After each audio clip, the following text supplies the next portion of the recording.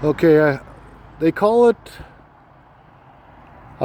Princess Auto Trencher, but I'm calling it the Backhoe Beast. That's what I've named this now.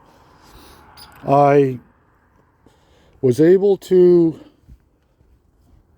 back back it in over here, and then I just pull it right into the mound. And with my son directing me so I didn't get too close to the house, I just pulled all this earth and put it all over by the retaining wall. And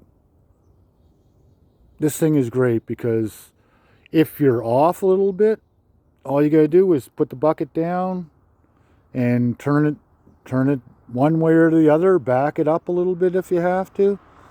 Because with those two wheels there, as soon as you lift the outriggers, you can back it up, you can turn it, you can do whatever you want to do. So, this this Backhoe Beast is doing its job. You know, if I had to shovel this, it would take forever. And it took me probably about 40 minutes. Now, like I say, I backed it back so I could put some more on the side there. I'm going to clear those form boards out of the way, and so I can fill in that spot there.